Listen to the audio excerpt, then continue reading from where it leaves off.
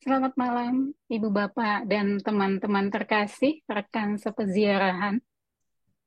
Salam jumpa kembali dalam peziarahan kita di hari yang ketiga. Perkenalkan saya Esther Marbun yang malam hari ini akan bertugas sebagai MC. Bagaimana Bapak Ibu, 2 hari sudah menonton film Inigo? Semakin memperkaya untuk tambah semangat menjalani peziarahan bersama. Ibu Bapak dan teman-teman terkasih,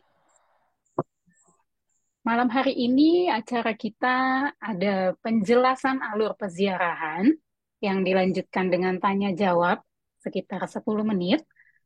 Lalu akan ada juga penyampaian pungta yang pertama. Baik, mari kita awali perjumpaan kita malam hari ini dengan doa pembuka yang akan dibawakan oleh Kak Cornelia. Silakan Kak Cornelia. Terima kasih, Kak Esther. Baik, teman-teman semua, mari kita hening sejenak, kita satukan hati kita, pikiran kita kita tujukan hanya kepada Allah. Dalam nama Bapa dan Putra dan Roh Kudus. Amin. Sabda Allah, Putra Allah yang tunggal, ajarilah agar aku memiliki kemurahan hati sejati, agar aku melayani Engkau sepantasnya, agar aku memberi tanpa menghitung biaya, agar aku berjuang tanpa memperhatikan luka, agar aku bekerja tanpa mencari istirahat, agar aku mengorbankan diri tanpa memikirkan imbalan, asalkan aku tahu bahwa aku melakukan kehendak-Mu. Amin. Dalam nama Bapa dan Putra dan Roh Kudus. Amin. Terima kasih Kak Cornelia yang sudah mengantar kita pada doa pembuka. Ibu Bapak dan teman-teman, saya mau mengingatkan kembali bagi Ibu Bapak saat nanti sesi penjelasan dan pemaparan, mohon tidak menyalakan mikrofon. Namun jika Bapak Ibu memiliki pertanyaan, silakan dapat menuliskan di kolom chat yang akan kami bacakan pada saat sesi tanya jawab berlangsung. Baik, kita sekarang akan mendengarkan penjelasan alur peziarahan yang akan disampaikan oleh Bapak Budiatmoko. Silahkan Pak Budi. Ya, terima kasih. Apakah saya akan share screen. Ya,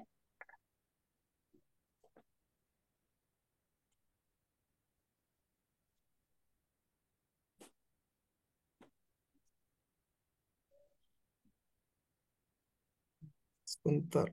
Eh,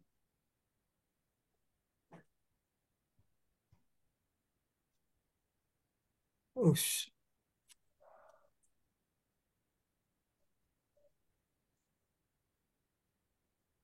Baik, mohon maaf Bapak Ibu, Romo, Buder, Suster, dan teman-teman berziarah sekalian.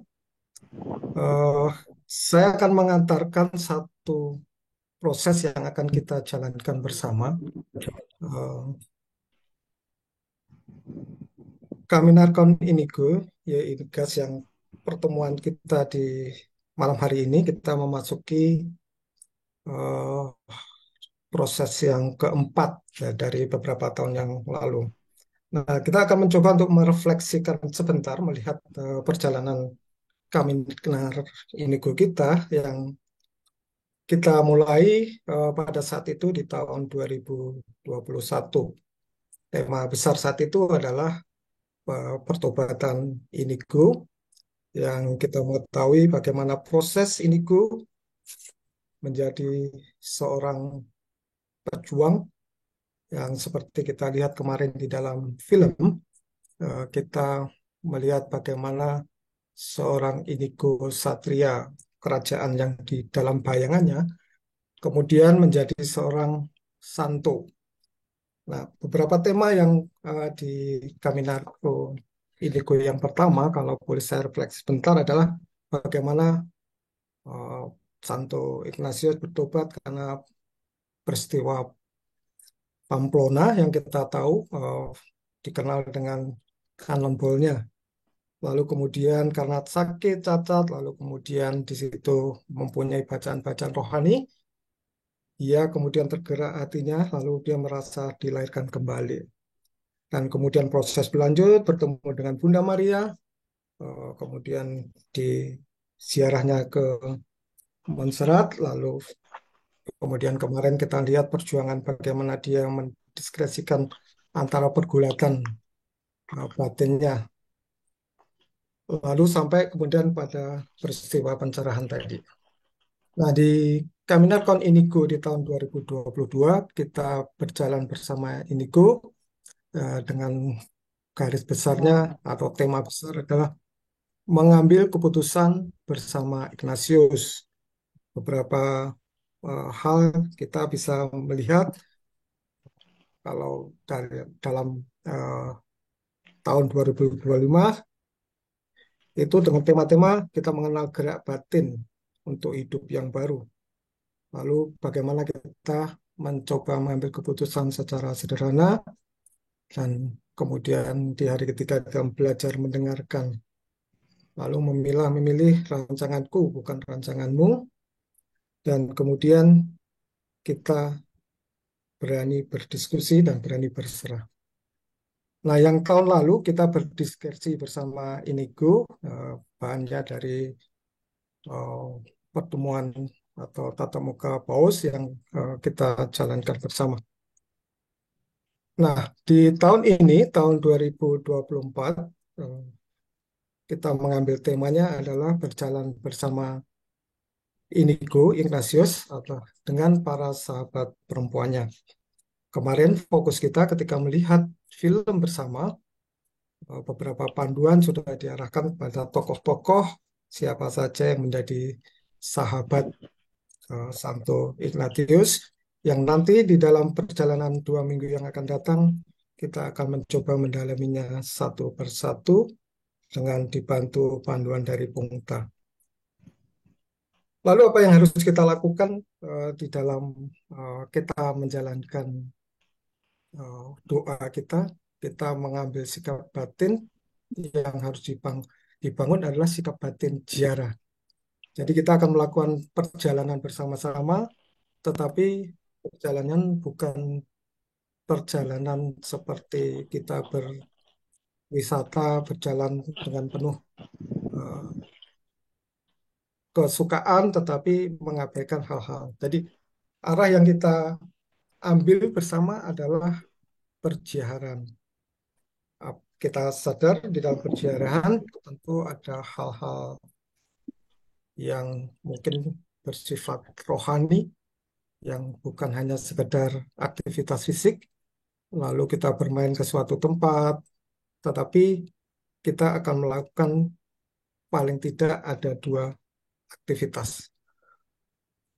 Lalu seperti apa aktivitas itu? Mari kita lihat bersama bahwa kalau 2 aktivitas yang berbeda, itu kita melihat dimensi waktunya, itu ada 2 aktivitas yang berbeda dijalankan di waktu yang berbeda. Ini hal yang biasa yang kita lakukan.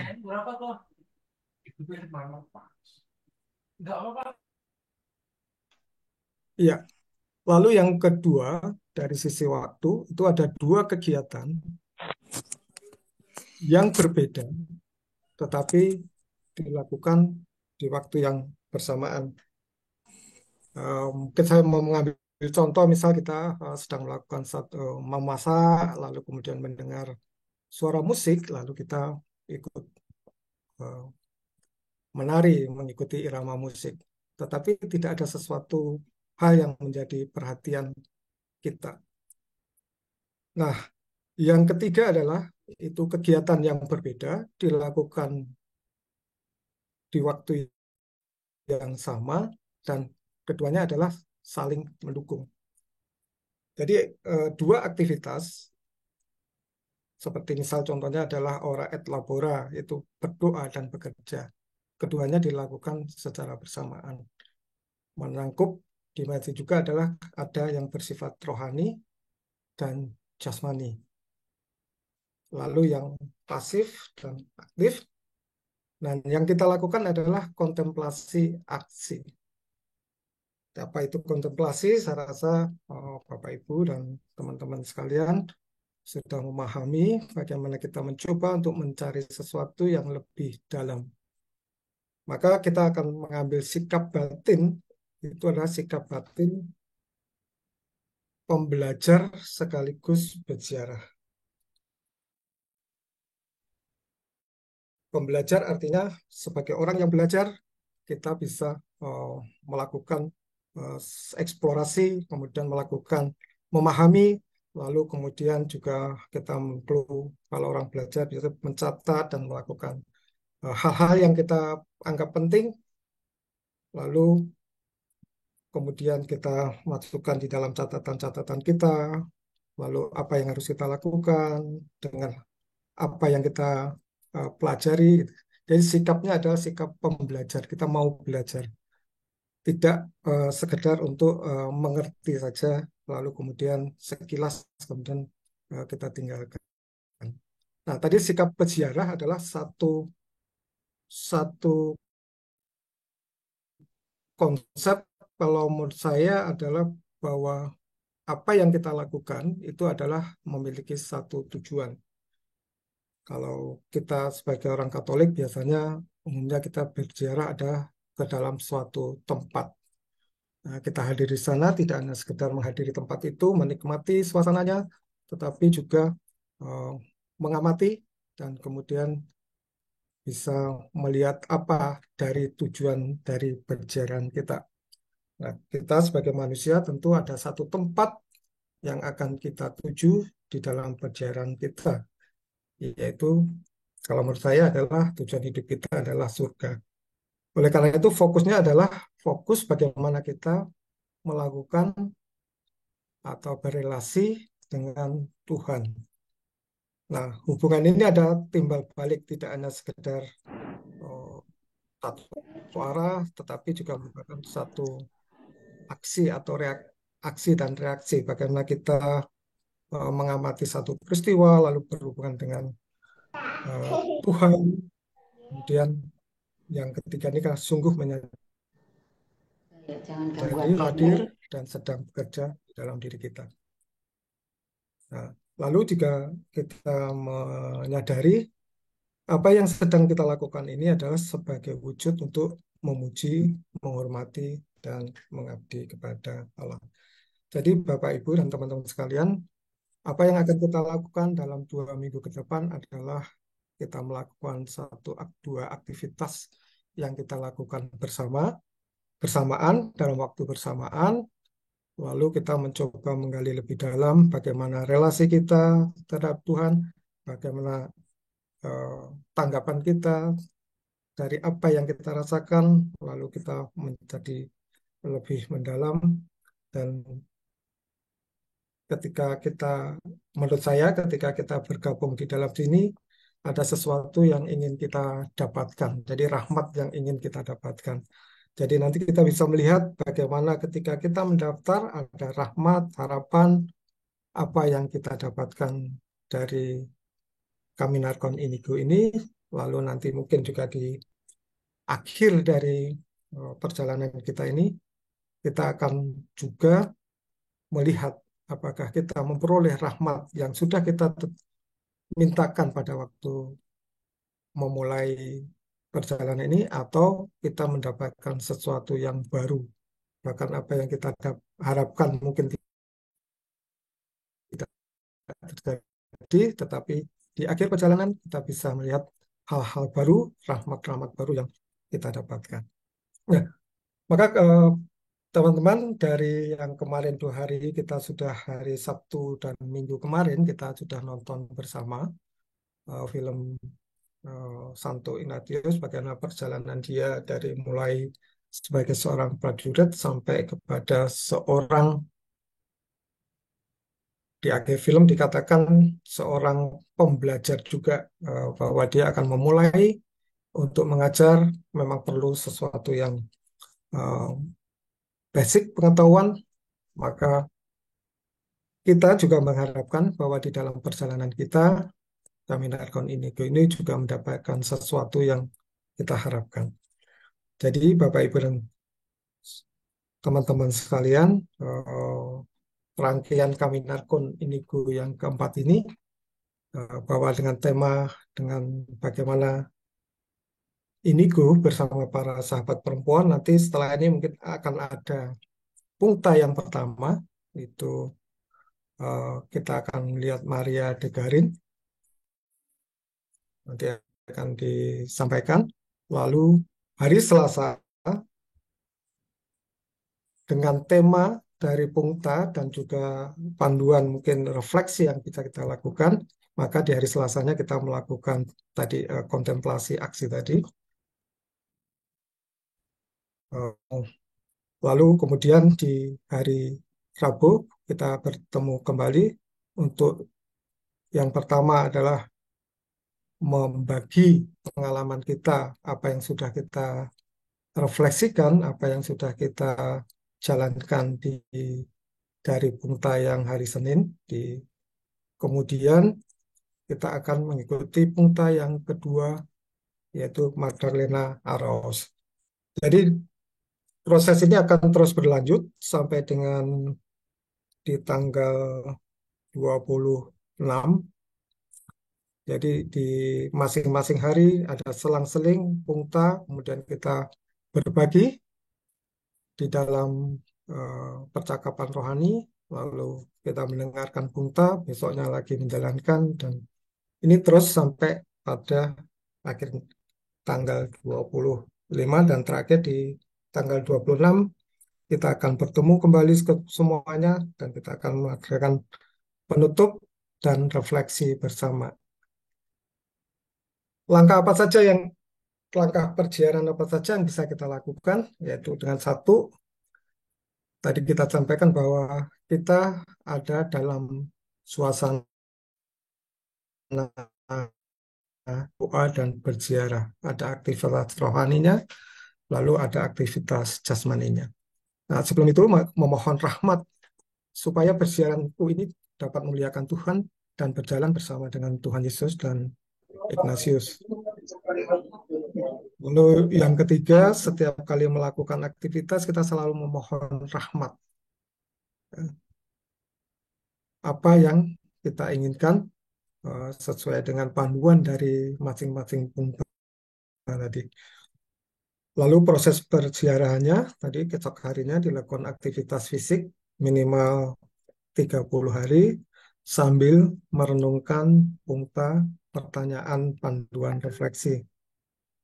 Kemudian diambil waktu untuk bercakap-cakap dengan Tuhan tentang bagaimana pengalaman berziarah kita. Dan tentu untuk kita dapat berbagi dengan sahabat kita perjalanan ini di esok hari, kita menuliskan refleksi dan jurnal berziarahnya. Dan nanti di pertemuan akan kita bagikan bersama. Aktivitas apa saja yang bisa kita lakukan? Nah, ini bebas Bapak Ibu sekalian, mungkin mempunyai aktivitas sehari-hari, ya itu bisa kita jalankan dengan mendoakan pokok-pokok permenungan. Mungkin kita bisa sambil berjalan, sambil berlari, sambil naik sepeda, atau mencuci, ngomong anak atau cucu, atau berkebun, dan sebagainya. Tetapi yang terpenting adalah ketika melakukan aktivitas itu ada pokok permenungan yang telah dibantu dari Pungta. Nah, Bapak Ibu dan teman-teman seperjalanan, kita bersyukur bahwa kita punya satu tempat untuk berbagi. Jadi pengalaman refleksi kita,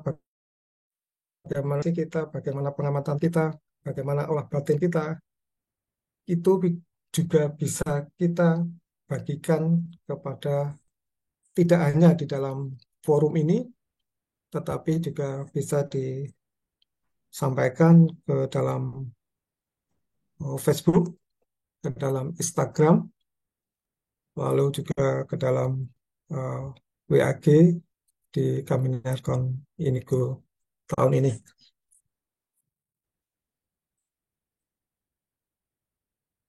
Ini adalah refleksi-refleksi untuk bisa kita dapatkan dari bacaan-bacaan tentang tema kita di tahun ini. Itu adalah satu, mungkin Ignatius Loyola, pendiri Sarekat Yesus, riwayat dan hidup karyanya. Ini eh, dari Sanata Dharma University Press, atau juga Ignatius dan para perempuan. Ini tulisan Romo Antonius Sumarwan SY dari majalah Rohani. Lalu kemudian juga ada bacaan tentang Another Ignatian History, including Women and the Story of Jesuit Mission. Dan yang keempat, Ignatius and Ministry of With Women. Saya rasa ini semua sudah diberikan linknya, nanti bisa dibaca kembali, diperhatikan kembali, kemudian juga dapat dipakai juga sebagai bantuan untuk refleksi kita. Nah, kita ingat ketika melihat film di adegan yang terakhir, kita melihat bagaimana Ignatius didoakan oleh sahabatnya yang paling terdekat saat itu,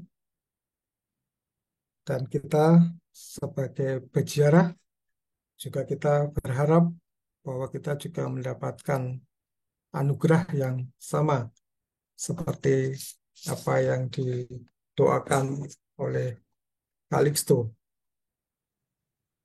Semoga Tuhan memberi Anda perjalanan yang aman dalam semua perjalanan Anda ke depan. Semoga Anda sekalian menemukan sahabat yang sungguh layak dari segala impian-impianmu. Semoga Anda menemukan, semoga rencana-rencana selalu menantang, dan semoga keberanianmu meningkat untuk bertemu mereka. Semoga Anda hidup untuk membawa cinta Tuhan ke seluruh bumi, ke pinggiran-pinggiran dari gereja Allah yang kudus, dan semoga semangatmu selalu menyertai, selalu menyala-nyala, sehingga dalam waktu Tuhan kamu dapat memimpin dunia dengan penuh semangat. Dan semoga doa ini, Bapak, Ibu, dan saudara teman-teman sekalian, doa ini juga kita harapkan supaya kita juga memperoleh anugerah yang sama, memperoleh sahabat-sahabat yang sangat memadai, sangat layak untuk kita, untuk berbagi. Kita memiliki keberanian, kita memiliki sebagai seorang misioner untuk gereja Tuhan sampai ke orang-orang yang mungkin tidak tersentuh oleh gereja itu sendiri. Sehingga eh, perjalanan kita pada akhirnya kita akan bisa atau dapat menemukan Tuhan dalam segala hal. Dan kita bersyukur kita punya satu wadah bersama dengan Ignatius. Kita ada wadah untuk senantiasa melakukan melakukan refleksi perjalanan kita dari awal, dari Kaminarkon Inigo maupun dari latihan rohani pemula.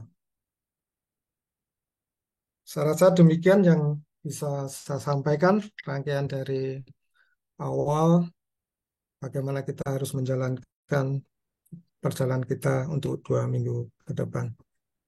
Sekian, saya terima kasih untuk perhatiannya. Waktu saya kembalikan ke Kak Esther. Ya. Terima kasih Pak Budi Atmoko yang sudah mengantar kita pada penjelasan alur peziarahan. Baik, selanjutnya kita masih ada beberapa menit untuk tanya jawab. Pak Budi, saya coba bacakan yang sudah pertanyaan yang sudah masuk ya, Pak. Ini ada pertanyaan dari Mbak Sari Ong sama dengan Mbak Susana. Pertanyaannya, apa yang dimaksud, sorry, maaf, mau bertanya, punta itu apa ya? Silakan Pak Budi. Masih di mute, Pak.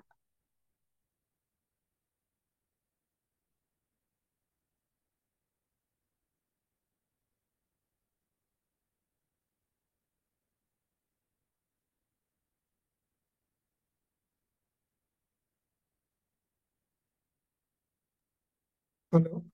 Ya, Ya, sudah. oke. Pungta adalah satu, ya mungkin satu ringkasan yang nanti akan disajikan oleh mungkin salah satu seseorang. Itu merupakan satu mungkin penjelasan, semacam penjelasan tentang satu peristiwa atau suatu tokoh, suatu keadaan. Nah, nanti kemudian dari situ akan dipandu, ada semacam panduan, bimbingan untuk apa yang harus kita lakukan, apa yang harus kita refleksikan. Mungkin Pak Robin mungkin lebih bisa menjelaskan, saya rasa apa itu pungta itu. Terima kasih Pak Budi. Ya, eh, Pungta itu renungan pendek. Jadi itu sebutan yang dari bahasa Latin atau Spanyol, saya kurang paham. Tapi itu bentuknya renungan pendek, istilah aja. Kalau kita biasa mendapatkan suatu paparan refleksi gitu atau pengantar gitu. Pungta tapi yang versi pendek. Jadi waktunya juga pendek banget, eh, langsung disampaikan intinya, terus dikasih pertanyaan refleksi. Udah itu aja. Itu keseluruhan sebut Pungta. Terima kasih.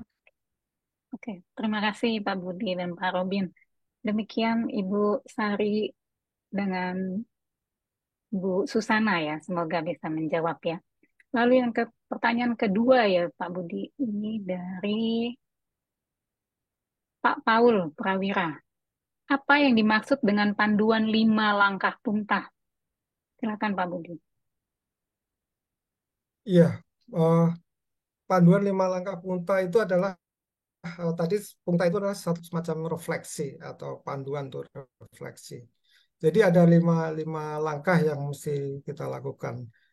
Di antaranya adalah satu, kita memulainya dengan merenungkan dan memohon rahmat Tuhan. Ya, lalu seperti setelah setelah memohon rahmat, lalu kita mencoba mencari, melakukan permenungan, gitu ya, melakukan permenungan. Lalu kemudian eh, bentar saya coba lihat dulu di eh,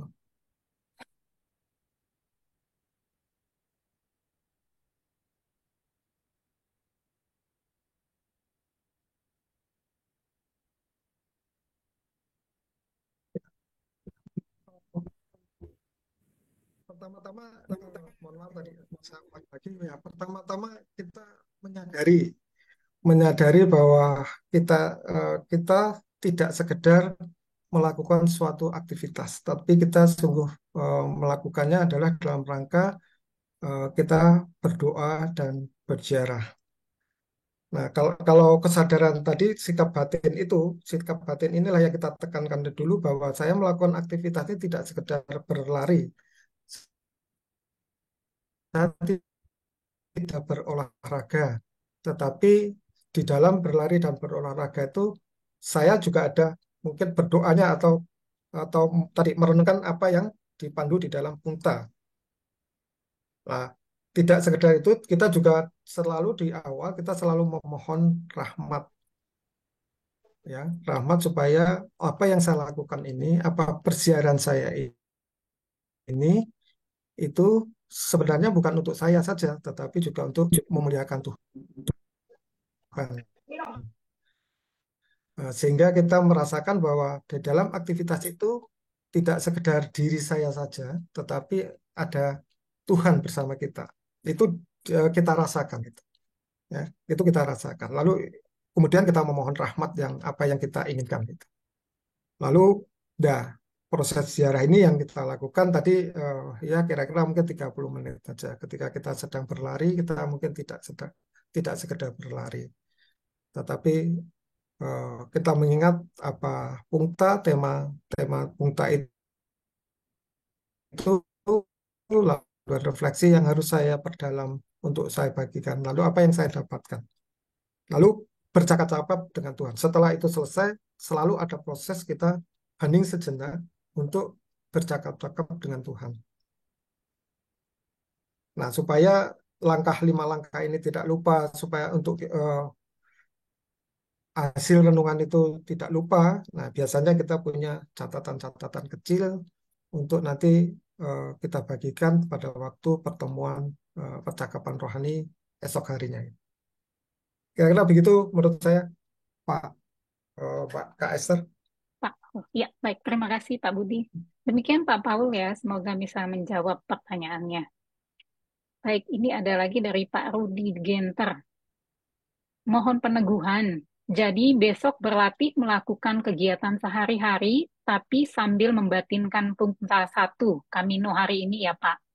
Seolah kerja, ziarah jalan, sambil berangan-angan membatin Tuhan Yesus, mengamat-amati, merasa-rasakan, lalu mencatat pengalaman selama 30 menit. Itu ya. Silakan Pak Budi. Ya, kurang lebih begitu, Pak. Nanti kita akan coba lihat Pungta yang pertama seperti apa, lalu panduan refleksinya seperti apa. Tetapi yang biasa kita lakukan, biasanya eh, kita lakukan aktivitas kita sehari-hari. Tidak perlu kita, oh saya harus pergi kemana merenungkan di puncak gunung. Enggak perlu. Tapi apa yang ada di sekitar kita, kalau kita memasak, coba kalau kita memasak, mendengar musik. Kalau tadi kita mendengar musik, kita bisa bergoyang. Nah ini ketika eh, memasak, kita mencoba apa yang eh, kita lakukan. Itu pengalaman saya, Pak. Saya berbaginya berdasarkan pengalaman saya. Mungkin Pak Robin yang lebih jauh jam terbangnya. Silakan Pak Robin. Oke, baik. Terima kasih. Saya sekedar menambahkan. Sebentar saya share screen ya. Em, Tadi sudah dijelaskan sebenarnya dengan Pak Budi tentang konsep peziarahan kita di Kaminarkon Indigo itu sebenarnya melatih kita untuk melakukan apa yang namanya kontemplasi dalam aksi. Ini PPT yang tahun lalu punya. Jadi untuk pertama kita diminta untuk membedakan dulu ini tahapan ya. Yang saya rasakan pribadi tahapan untuk membedakan gimana caranya antara yang saya lakukan aktivitas jasmani dan aktivitas rohani yang tadinya berbeda terus bisa disatukan. Intinya seperti itu. Pengertian yang biasa saya terima dari kecil tentang konsep ora et labora, berdoa dan bekerja. Awalnya yang saya pahami itu berdoa dan bekerja betul dilakukan keduanya, tapi di waktu yang berbeda. Pagi saya doa, terus siang bekerja, beraktivitas, malam saya doa lagi. Ya, nah, Kaminarkon Indigo mengajak kita menyatukan keduanya. Ada aktivitas rohani, ada aktivitas jasmani, ada aktivitas yang aktif, ada aktivitas yang pasif. Kontemplasi dalam aksi. Jadi tadi disampaikan oleh Pak Budi tahapan membedakan tentang dua kegiatan yang berbeda. Ini saya kasih contoh mungkin lebih mengena ya. Pertama misalkan ada dua kegiatan. Contohnya kegiatan olahraga, terus kita sambil dengarkan musik. Olahraga fisik, musik dengan panca indera. Olahraga dengan panca indera, tapi musik kita terima saja ya dengan kita terima saja. Tapi coba bayangkan kalau seandainya kita melakukan senam aerobik. Oh, ada musiknya, ada olahraganya, tapi gerakan olahraga kita harus mengikuti beat musiknya. Mulai kebayang ya, tadinya ada olahraga, ada musik yang terpisah. Terus kita lihat senam aerobik. musiknya jedang-jedung, tapi olahraganya mengikuti irama musik. Itu sebenarnya kita sudah melakukan dua aktivitas. Pertama, aktivitas fisik. Kedua, aktivitas mendengarkan dan mengolah dalam pikiran. Sama kalau dibawa dengan kondisi konsep ziarah, bayangkan kalau kita pergi ke satu gua Maria, naik ke bukit kecil, ke 14 Tasik, sampai ketemu guanya, eh, kita melakukan aktivitas fisik, terus sambil berjalan kita berdoa. Biasanya devosi kalau ke Gua Maria, kita devosi Rosario, devosi Salam Maria. Kalau dipisahkan, ada yang suka naik gunung, ada yang berdevosi di rumah. Nah ini kita jadikan satu, seperti seorang peziarah. Naik gunung sambil baca Rosario. Udah mulai paham ya, tadinya dua terpisah, sekarang dua jadi satu. Terus aktivitas keseharian, bisa jogging, bisa nyapu, bisa cuci piring gitu ya, atau berkebun, atau mengajar. Kalau saya bekerja sebagai penjual di situ kayak tadi dikasih gambar seorang penjual kan, ini atau jaga toko gitu ya, atau mungkin ada yang jadi sekarang supir ojol. Bisa aja kita lakukan semua kegiatan keseharian, tapi sambil membayangkan merefleksikan tentang pertanyaan refleksi. Jadi tadi ada pertanyaan dari Pak Rudi Genter. Oh jadi kita selama melakukan aktivitas keseharian sambil memikirkan atau membayangkan atau kontemplasi tentang pertanyaan refleksi Kaminar Pon Indigo. Ya, tepat sekali memang itu yang direncanakan. Jadi misalkan Bapak Ibu sudah bisa memadukan dua kegiatan. Kalau berziarah kan jalan terus sambil doa. Tapi kalau kita sampai dalam tahapan pribadi memahami bahwa aktivitas rohani dan aktivitas jasmani itu dilakukan bersamaan dan ini ya memiliki sikap batin pembelajar sekaligus peziarah, kemudian antara kedua jasmani dan rohani itu ada hubungan timbal balik. Saya melakukan aktivitas jasmani ini karena niatan merefleksikan. Saya melakukan refleksi ini karena niatan untuk membangun jasmani saya atau dalam keseharian. Pada saat memikirkan itu, kita sadar bahwa Allah hadir dan sedang bekerja dalam hidup kita. Kita menyadari apa yang sedang kita lakukan sebagai wujud memuji, menghormati, dan mengabdi Allah. Pada saat kita mencapai satu titik itu, kita sudah melakukan kontemplasi dalam aksi. Itu yang mau dilatih di Kaminar. Demikian. Saya langsung lompat ke pertanyaan selanjutnya. Apakah menghitung embun itu bagian dari Kaminar? Kegiatan Kaminar dengan menghitung embun itu dilakukan oleh kepanitiaan yang sama. Kaminar Kon Inigo itu agenda tahunan, cuma waktunya 2 minggu, 10 kali ketemu. Tapi menghitung embun itu ketemunya sebulan sekali tiap Selasa kedua. Jadi setahun ada 12 pertemuan. Bahannya ada dari buklet buku doa menghitung embun. Karena di tengahnya itu ada sisipan latihan rohani. Kebetulan yang edisi bulan Mei ini interferensi dengan Kaminar Pon Inigo. Syukurnya waktunya nggak tabrakan. Syukur.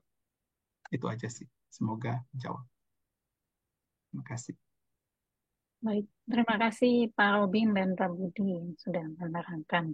Semoga teman-teman semakin memperjelas ya apa yang ingin dilakukan. Pertanyaan selanjutnya dari Ibu Astuti. Artinya, di setiap kegiatan atau aksi ada refleksi, pesan Tuhan atau dialog apa yang terjadi dimaknai. Iya. Begitu kah Pak Budi? Ya. Ya, baik. Demikian Bu Astuti ya. Tadi udah dijawab iya, betul oleh Pak Budi. Oke, lalu ini masih ada lagi dari, wah ini pakai Samsung ya. Bagi kami para orang kantoran, bagaimana cara melakukan ziarahnya ya, karena aktivitas kantoran berupa hitung-hitungan. Silakan Pak Budi. Tadi sepertinya sudah dijelaskan ya oleh Pak Robin ya. Ya, silakan Pak Budi. Ya, ya, sebenarnya kalau dalam keseharian itu kan tidak tadi dikatakan 30 hari. Memang momentumnya aja yang mau kita pilih itu yang di mana. Bisa saja tadi sebelum berangkat ke kantor antara jam 6 sampai jam 9 kita juga melakukan satu aktivitas yang lain. Apakah momen itu yang mau kita ambil? Itu tadi dengan katakan waktu saya berolahraga itu bisa kita ambil momen. Namun kalau waktu kita bekerja seperti mungkin saya ini orang accounting itu angka yang ditemui lalu bekerja. Bagaimana ya caranya? Ini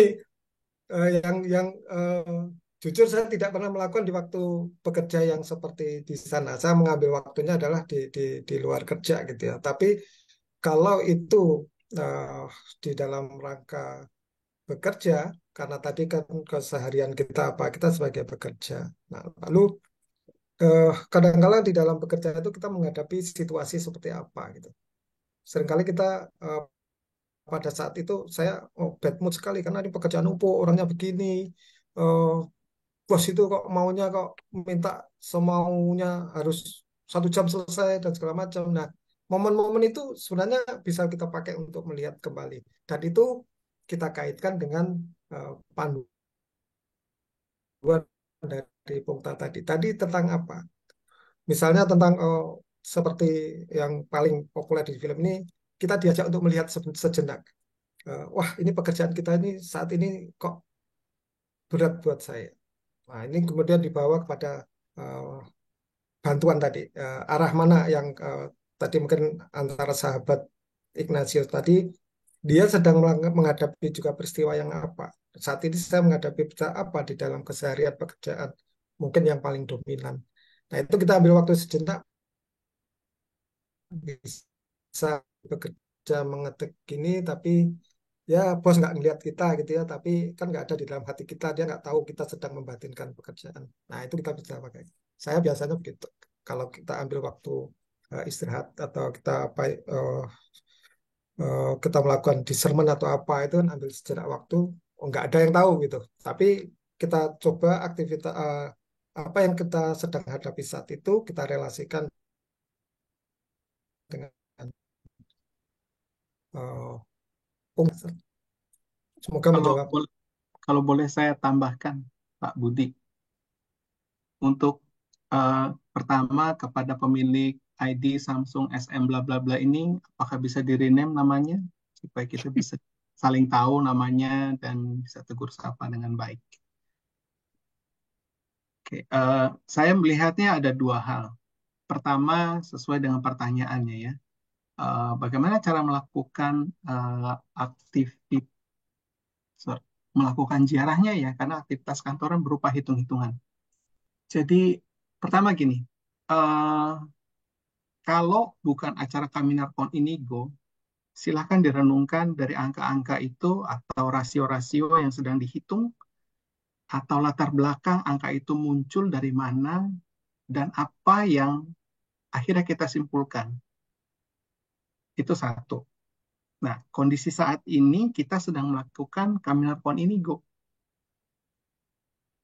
Jadi saat menghitung angka-angka itu, betul kita menganalisa rasio-rasio angka, kemudian kita menarik kesimpulan dari angka yang ada. Mungkin akunting ada NPAT, EBITDA, CAR, CGR, kemudian apakah balance sheet-nya sudah balance apa belum, gitu ya. Tapi yang dipikirkan itu pertanyaan refleksi terkait Kemenarkon ini, Go. Ya, jadi saya melihatnya ada dua nih. Ada yang di luar Kemenarkon ini, Go, silahkan direnungkan. Ada yang saat ini, oh besok saya sedang audit gitu ya. Eh, tapi pertanyaan refleksinya topik hari ini Maria de Garin. Kenapa ya Maria de Garin ya? Coba sambil pikirkan itu. Keduanya silahkan dipikirkan. Apa yang Tuhan sedang ajarkan kepada kita dengan melakukan ini? Sambil ngitung kirim Maria de Garin. sambil ngitung, merefleksikan angka-angka ini. Apakah saya memelihara kejujuran? Apakah saya melihat ada fraud? Contohnya seperti itu. Tidak ada jawaban pasti karena kegiatan setiap orang beda-beda. Maka dibalikin lagi, apa yang sudah, apa yang sedang Tuhan ajarkan kepada kita.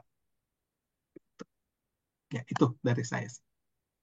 Semoga nyambung alur pikirnya. Baik, terima kasih Pak Robin dan Pak Budi yang sudah menjelaskan. Demikian tadi dari teman yang pakai labelnya Samsung ya namanya. Ini ada lagi dari Pak Paul.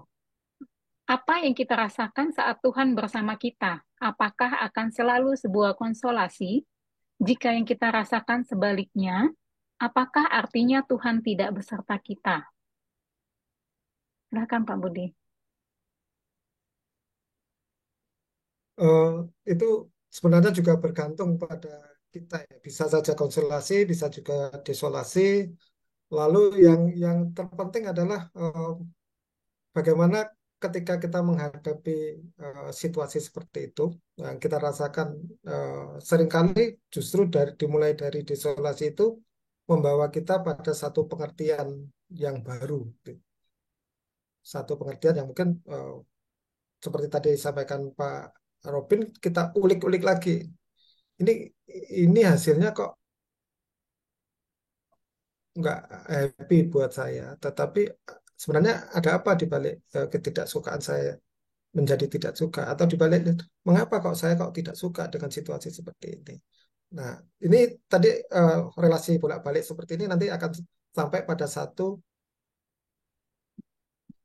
eh, titik, kalaupun tapi pada momen yang lain mungkin apa yang kita rasakan di isolasi saat ini akan menjadi sesuatu yang berbeda di masa yang berbeda gitu. Saya rasa begitu, Pak Ser. Ya, terima kasih Pak Budi. Demikian ya Pak Paul. Baik, ini ada dua lagi. Ini hanya peneguhan ya Pak. Jadi saya bacakan ya Pak Budi ya. Dari Pak Ya. Rudi Genter. Oke, berusaha mencampurkan unsur rohani atau spiritual dalam kegiatan sehari-hari, bekerja, ngantor. Terima kasih, sangat meneguhkan dan saya bersyukur diarahkan menemukan, mengenali gerak roh bahwa hal ini namanya kontemplasi dalam aksi. Saya merasakan konsolasi. Bravo, panitia. Kemudian ada lagi dari Mbak Santi. Jadi kita sambil memikirkan nama tokoh sembari merefleksikan apa yang Tuhan ingin kita petik dari sosok tersebut di dalam kehidupan kita sehari-hari. Apakah betul demikian? Nah, itu sudah dijawab oleh Pak Robin tadi ya. Oke, teman-teman, mohon maaf karena keterbatasan waktu. eh, Tanya jawab kita tutup sampai di sini dulu. Ya, Kak sekali Esther, lagi banyak saya terima mau kasih Pak Budi. nambahkan dikit. Maaf, saya mau Ya, nambahkan. boleh silakan. Silakan Tadi Pak kan Robin. ada pertanyaan gimana cara melakukan peziarahan kaminarnya. Sebenarnya sudah disampaikan oleh Romo Marwan di pengantar hari pertama. Ini saya share screen lagi, seperti saya tampilkan tadi ya. Jadi teman-teman itu nggak nyelonong tek duduk di kantor atau cuci piring atau sambil jogging langsung mikirkan enggak. Jadi sebelum melakukan aktivitas, ini kan ada tahapan 5 langkah doa itu yang tadi dibahas-bahas 5 langkah doa.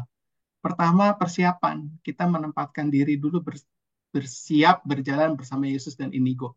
Jadi sebelum di kantor ngitung, terus sambil memikirkan pertanyaan refleksi, sebelum di kantor melakukan transaksi, karena bagian dari pekerjaan kita, kita doa dulu, nyiapkan diri dulu, ada persiapan, kemudian ada doa pembukaan nanti mungkin diusulkan oleh pembawa pungta, dambaan yang dimohon dari pertanyaan refleksi ini, kemudian perjalanan.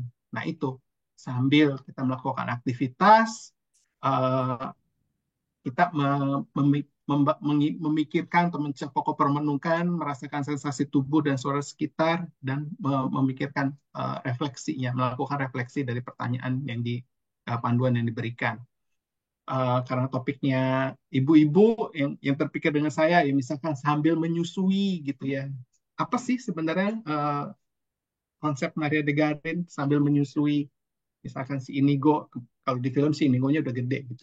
Ya contohnya seperti itu. Kemudian ya terakhir melakukan percakapan. Jadi Bukan ujuk-ujuk pak kita langsung melakukan sesuatu, enggak. Sebelum melakukan sesuatu harus ada persiapan, ada doa pembukaan, ada dambaan, baru melakukan sesuatu minimal 30 menit, bukan 30 hari, minimal 30 menit. Itu aja. Ya, baik, banyak terima kasih Pak Robin dan Pak Budi yang sudah menjelaskan dari alur perjalanan kita yang akan kita jalani beberapa hari ke depan. Baik, Ibu Bapak dan teman-teman terkasih, selanjutnya kita akan mendengarkan pungta. Kalau dari tadi nanya pungta itu apa sih, seperti apa? Mari kita simak bersama pungta kita yang pertama yang akan dibawakan oleh Mbak Susan Makmur. Silakan Mbak Susan. Terima kasih, Mbak Esther. Selamat malam, Bapak dan Ibu. Selamat bertemu di dalam Pungta pertama. Nama saya Susan. Saya akan share screen sebentar.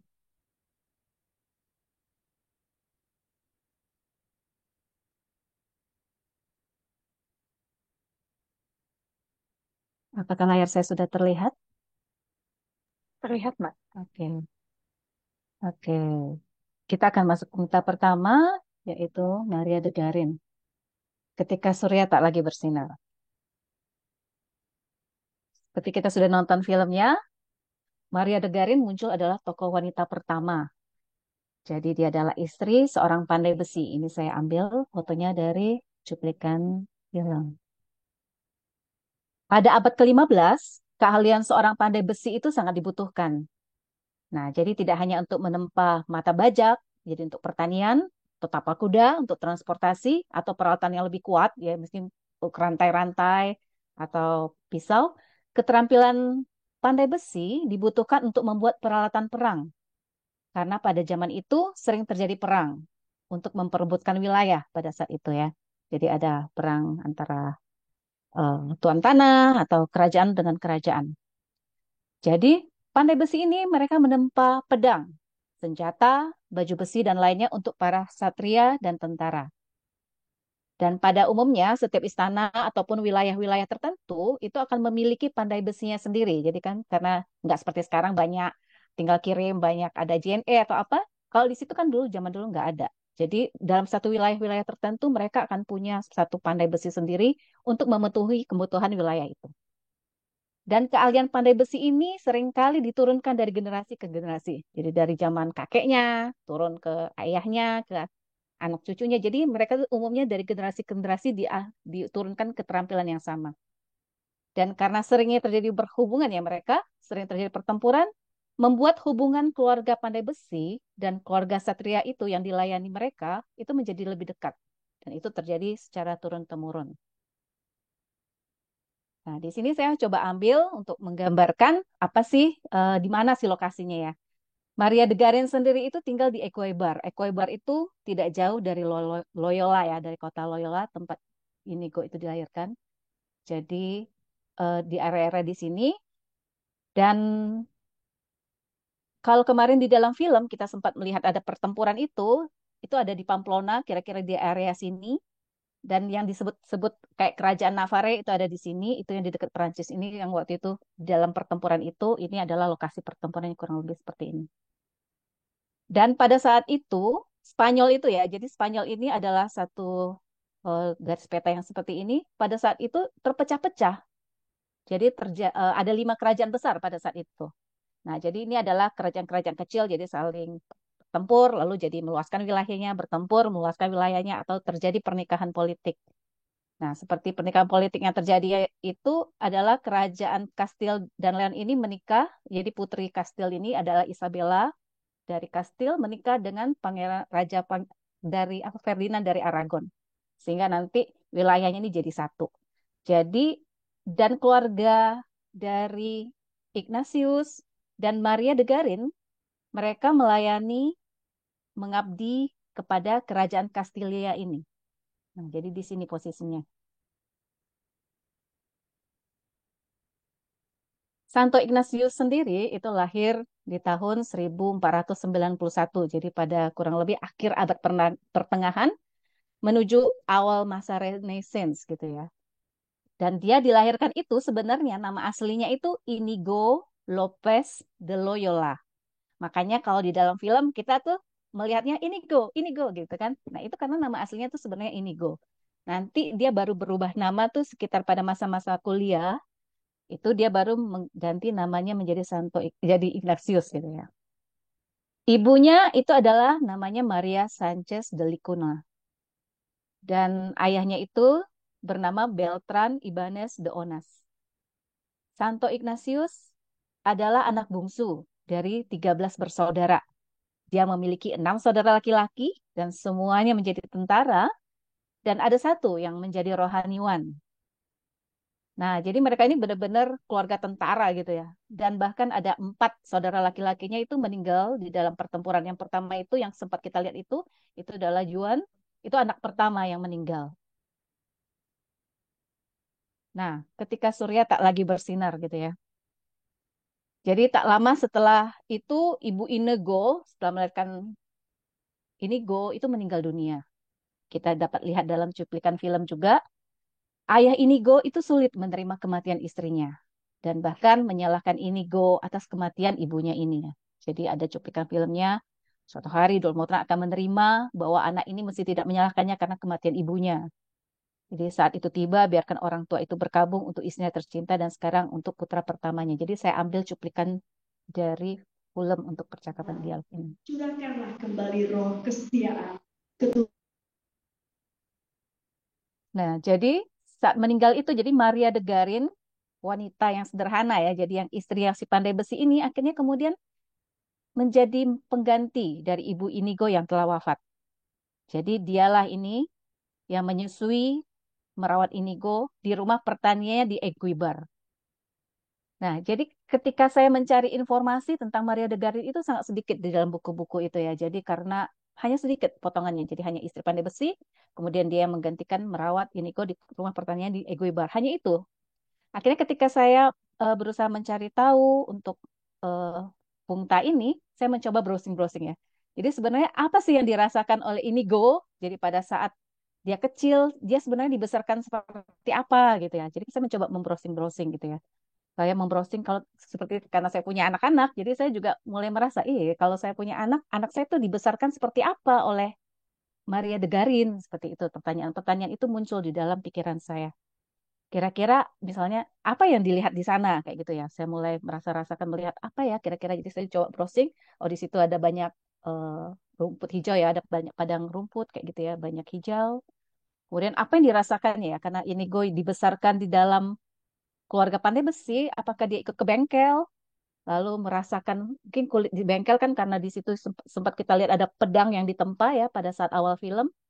Mungkin ada suasana panas kayak gitu ya atau ada suara-suara saya pikir lalu oke saya mulai berpikir ya sebenarnya suara apa yang didengarnya pada saat itu akhirnya saya juga membrowsing ada suara apa ya kira-kira kalau dari pandai besi itu dia akan bisa mendengarkan apa kayak gitu ya ternyata ketika saya membrowsing ingat tentang suara-suara pandai besi ya jadi ada suara potongan besi pedang ditempa ada suara bakar-bakaran dan itu berulang-ulang ternyata itu membawa saya kepada ingatan masa kecil saya.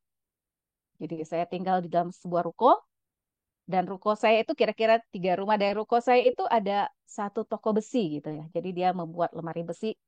Jadi dan itu sering berisik sekali. Jadi memang ada suara-suara bunyi dipotong apa bunyi besi dipotong, dipukul. Itu ribut sekali. Dan itu ketika mereka bekerja itu akan terjadi ribut itu sampai 5 sore. Lalu begitu mereka udah mau tutup toko itu tiba-tiba hening, suasananya hening, suasana sunyi. Jadi benar-benar di toko itu banyak benda yang keras, berat dan tajam gitu ya. Dan di antara seluruh deretan ruko-ruko itu hanya ruko itu yang kami nggak boleh masuk. Jadi waktu itu kan masih anak-anak, jadi nggak boleh main ke sana karena benar-benar berbahaya untuk kami. Jadi kalau tiba-tiba ada yang karena di sana tajam ya bisa terluka dan tergores ataupun terjatuh dari besi-besi yang berat itu. Lalu sempat saya terlintas, cuma bagaimana kalau anak saya ya waktu itu kayak kecil ini masih suka nangis ya. Jadi bagaimana kalau anak saya dibesarkan dalam suasana seperti itu gitu loh. Yang ketika saya disuruh tidak boleh ke sana malah dia dibesarkan dalam suasana seperti itu. Tapi mungkin karena anak saya ini juga suka nangisnya itu lama berhentinya, suka nggak berhenti ya, dia sangat keras juga anaknya ini ya. Jadi tapi mungkin ketika dia dibesarkan di dalam suatu bunyi tempaan besi gitu ya, mungkin tangisnya gitu ya, tangis seorang anak itu tertutup oleh suara besi-besi itu. Jadi kan dia menangis sangat kencang gitu ya, mungkin ketika ibunya hilang dan dia menangis sangat kencang, tapi suara tangisnya itu tertutup oleh bunyi besi-besi yang dipukul itu. Sampai akhirnya tidak mungkin karena orang sibuk, tidak ada yang mengacuhkannya, akhirnya dia mulai memperhatikan gerakan-gerakan orang. Karena biasanya anak kecil itu suka memperhatikan gerakan yang berulang-ulang. Jadi dan ketika menempa besi itu dilakukan kegiatannya itu aja itu biasanya berulang-ulang kegiatan yang sama, mondar mandirnya ke tempat yang sama, alat yang sama dan bunyi-bunyi yang sama. Jadi itu menempa, mengasah, gerakan yang sama berulang-ulang itu saya rasa itu yang akan memadamkan tangisannya. Jadi masa anak-anak itu anak-anak suka memperhatikan gitu ya. Dan itu sebenarnya adalah masa kalau dalam sisi parenting ini ya, itu adalah masa golden age-nya seorang bayi. Jadi pada masa golden age-nya bayi itu 5 tahun pertama, bayi itu seperti spons gitu. Mereka akan menyerap segala informasi apapun yang ada di dekat dia. Dari penglihatan, dari telinga, semua hal itu menyerap dari dia.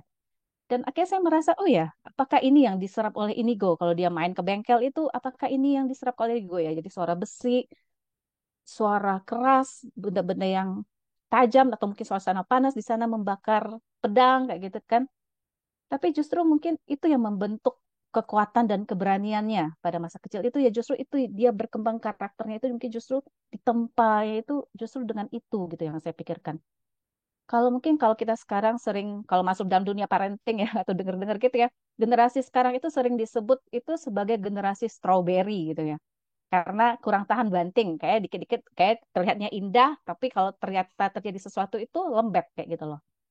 Terus kayak saya pernah mendengar eh, seorang pakar gitu ya Renal Ghazali, kadang kita sering sering dengar, bila ingin anak-anak itu tumbuhnya kuat dan tahan banting, kurangi fasilitasnya, kurangi kenyamanannya, itu yang dia katakan.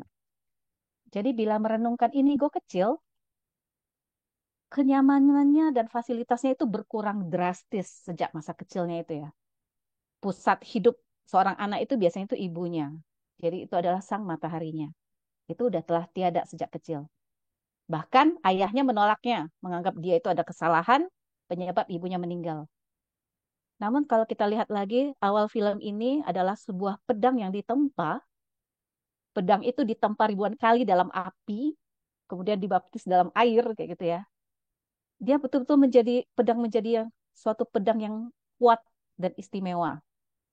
Kemudian saya mengingat lagi ya, ketika saya mau mulai juga pelayanan ini, saya tuh ingat ya, ketika saya selalu terkesan dengan satu lagu ya, yang betapa hatiku berterima kasih Yesus. Itu akhir kalimatnya itu ada kata-kata seperti ini.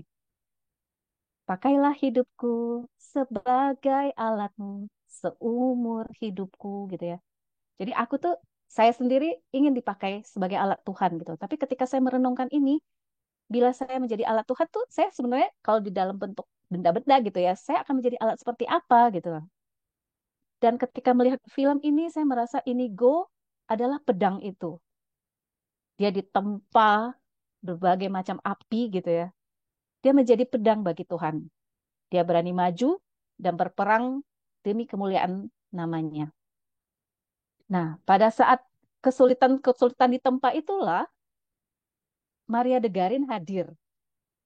Nah, kalau misalnya kita lihat dalam cuplikan potongan ini ya, ini saya ambil juga dari film, bagaimana Maria de Garin yang sedikit digambarkan ya, menjaga bagaimana dia hadir untuk Inigo. Inigo, mendekatlah ke sini, seperti ya. Jadi Maria de Garin itu penuh perhatian gitu ya rasanya, menjaga Inigo. Dia hadir, memberi dukungan gitu ya. Kemudian jadi mengkhawatirkannya, mencoba mengatasi kekalutan hatinya, kegelisahan hati Inigo. Kemudian mungkin pada yang bagian kedua itu dia mengasihinya. Jadi ketika ini adalah saat ditanya ayahnya, ayahnya menolaknya, Maria de Garin itu merangkul dari Inigo. Dia melihat sebenarnya Inigo itu layaknya diterima oleh ayahnya. Jadi dia melihat hal baik dalam diri Inigo. Dia berusaha menghibur dan tetap menyemangatinya. Terus yang menarik ini kalau yang bagi saya itu menarik ya. Terus kan setelah sekian lama dia tetap tidak mau mengajaknya pulang kayak gitu ya. Jadi kayak rasanya kok kayak ibu-ibu banget gitu ya rasanya ya. Suka suka nyinyir gitu saya ngerasa itu ya. Kayak agak bawel, terus kepo gitu kayak ngurusin gitu ya. Kepo, terus kayaknya kurang memberi ruang gerak gitu ya. Kalau bagi saya ya, itu kayak kurang kurang memberi ruang gerak loh menurut saya. Jadi ada satu scene lagi sebenarnya ketika Inigo sedih, dia berlari di padang gurun, di padang rumput itu, kemudian dia mau mengejar, lalu suaminya menahan, biarkan dia sendiri Maria. Jadi suaminya mencegah Maria untuk membiarkan Inigo sendiri agar dia memiliki satu ruang. Tapi rasanya tuh memang seperti itulah ya. Kadang cinta cinta itu terasa ikut campur, kadang terasa kepo gitu, kadang terasa menggurui, atau mungkin kadang-kadang terasa nyinyir, kadang-kadang berbeda dengan apa yang kita inginkan sesuai dengan standar kita mungkin beda, tapi kok kayaknya nyinyir banget, tapi hadir kayak gitu lah. Jadi saya mengambil seperti yang kata Anthony de Mello gitu ya dalam bukunya Di Hadirat Allah. Lawan kasih bukanlah kemarahan atau kebencian, tetapi sikap dingin dan tidak ambil pusing. Dan Maria de Garin akhirnya mengasihi dengan caranya sendiri, dengan sebagai seorang istri pandai besi dengan cara-caranya yang sederhana. Jadi dia memelihara aku seperti biji mata, sembunyikanlah aku dalam naungan sayap. Oke, itu sekilas tentang Maria de Garin. Nah, ini yang akan menjadi refleksi kita bersama. Jadi sebelum kita refleksi, kita akan mohon rahmat. Aku mohon rahmat keterbukaan hati agar menyadari kehadiran orang yang memberikan kasihnya kepadaku. Itu kita mohon rahmat nanti pada Tuhan. Kemudian kita merefleksikan. Jadi dalam nanti kegiatan itu ini yang kita refleksikan. Jadi yang pertama, mengingat sebuah pengalaman di mana aku merasa gembira dan bersyukur saat aku kehilangan seseorang yang penting bagiku. Atau saat yang sulit ya ketika aku juga merasa ditolak atau merasakan duka. Dan menemukan bantuan atau kelegaan dari orang yang tak kuduga. Coba mengingat pengalaman itu. Jadi kalau kita berdoa biasanya suka muncul satu ingatan-ingatan yang kita tidak duga. Pertanyaan yang kedua, siapa yang menjadi Maria de Garin dalam hidupku? Mungkin dicoba di search, ditimbang-timbang. Yang secara sederhana sebenarnya mencoba menyapaku, memperhatikan, ingin mendengar kabarku, mungkin juga sedikit menasehati, lalu memang selalu memberi dukungan dan peneguhan kepadaku. Mungkin terkadang bukan dengan cara yang aku suka, namun sungguh-sungguh mencoba membawa kebaikan bagi diriku. Kemudian setelah kita nanti merenungkan itu, kemudian ketiga, coba kita rasakan bantuan atau kelegaan seperti apa sih yang aku terima. Terus bagaimana perasaan dan tindakanku saat menerima kebaikan tersebut. Mungkin aku menerima dengan senang, atau aku menolaknya, atau gimana. Dan lalu coba cari tahu mengapa aku merasa demikian. Itu. Oke. Saya akan share nanti adalah langkah doa, akan saya jelaskan sekilas sebentar.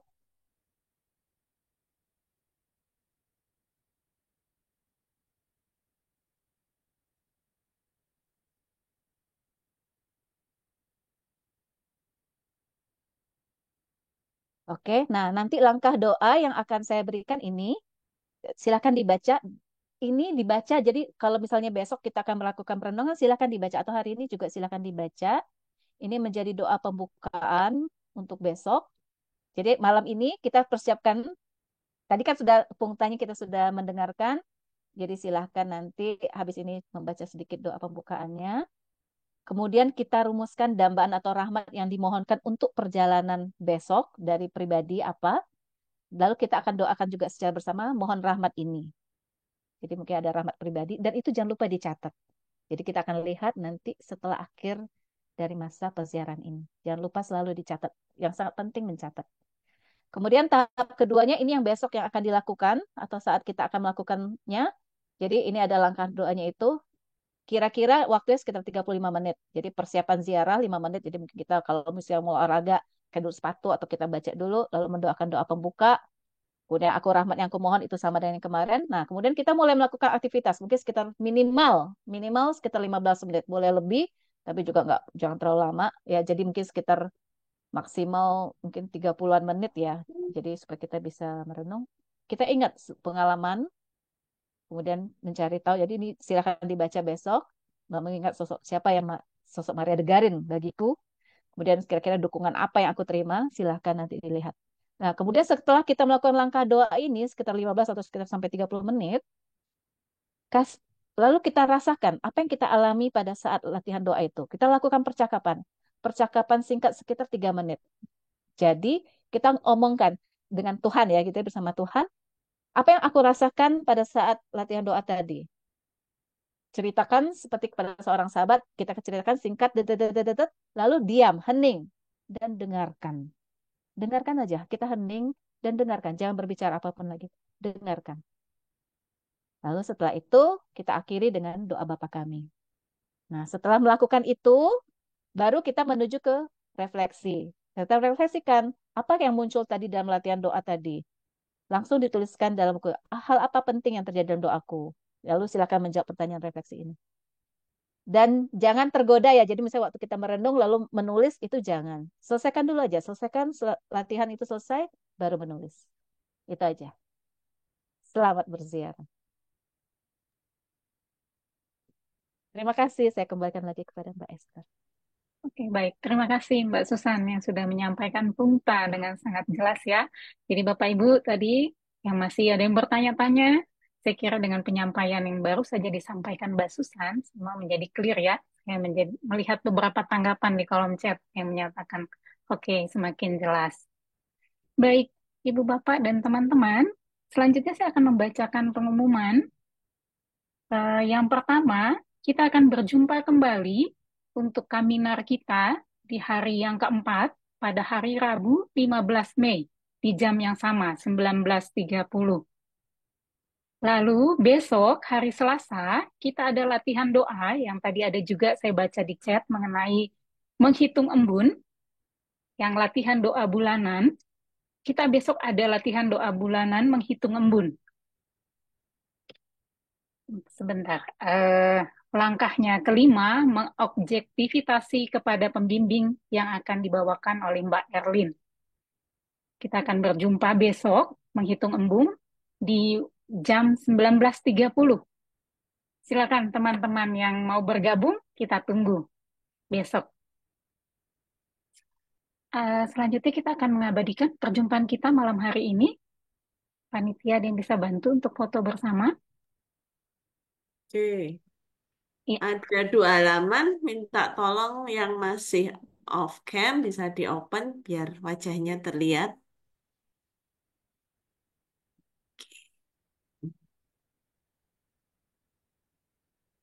Oke, saya mulai dari halaman pertama. 1, 2, 3.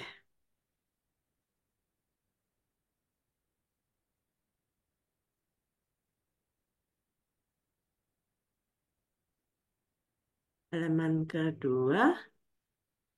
1, 2, 3. Oke, sudah semua. Terima kasih. Terima kasih, Kak Novia. Baik, Ibu Bapak dan teman-teman terkasih, kita telah sampai di ujung perjumpaan kita pada peziarahan kita di hari yang ketiga malam hari ini. Terima kasih kepada Pak Budi dan Mbak Susan yang sudah membantu untuk menyampaikan alur serta punta kita, juga pada panitia yang sudah bertugas malam hari ini. Juga terima kasih kepada Bapak Ibu, rekan sepeziarahan yang sudah meluangkan waktu untuk hadir pada malam hari ini. Kami atas nama panitia memohon maaf jika ada kekurangan dalam pelayanan kami malam hari ini. Dan selamat melanjutkan peziarahan bersama Ignatius dan sahabat perempuan.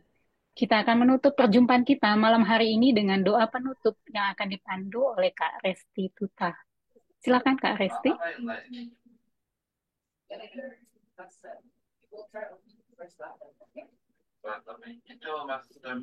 Nama Bapa, Putra, dan Roh Kudus. Amin. Allah yang Maha Murah dan Maha Cinta, anugerahkanlah kepadaku dambaan yang besar untuk memahami dan mengalami kebenaran tentang dirimu, ciptaanmu, diriku, dan relasiku denganmu. Bantulah aku agar siap membuka diri. Bantulah aku agar siap membuka diri bagimu dan karyamu dengan jiwa besar dan hati rela berkorban. Aku persembahkan seluruh ingatan, pemahaman, kehendak, kebebasan, dan segala yang kumiliki agar engkau gunakan seturut kehendakmu yang maha kudus. Tuntunlah aku untuk masuk dalam keheningan yang dalam, kaya dan penuh rahmat, di mana tak ada sesuatu pun yang dapat mengalihkan perhatianku dari kehadiranmu. Aku mohon agar Engkau menyatakan dirimu kepadaku pada 2 minggu mendatang dan mengorbankan diriku dengan syukur, cinta, dan pujian. Tunjukkanlah kepadaku jalan yang membuat aku dapat mengabdi Engkau dengan lebih baik. Amin. Dalam nama Bapa, Putra, dan Roh Kudus. Amin. Terima Terima kasih Kak kasih. Resti. Terima Sama-sama. kasih Bapak Ibu dan Terima sampai jumpa kasih. besok malam. Oke. Terima kasih. Terima kasih. Bersama udah belum? Terima kasih, Kak. Terima kasih semua. Sampai ketemu kalau Kaminar hari Rabu ya. Kalau yang mau ikutan menghitung embun ketemu besok malam jam yang sama 19.30. Samanya Pak. Ya, malam. Besok tuh sudah langkah kelima, tapi yang belum pernah ikutan tuh nggak usah khawatir. Karena latihannya sebenarnya independen. Kalau ikut lengkap tentu ada benang merahnya. Tapi kalau mau uh, cuma join besok, jangan khawatir, ikutan aja. Link Zoom-nya nanti saya bagikan di WhatsApp group atau dari teman-teman yang bergabung dalam WhatsApp grupnya alumni.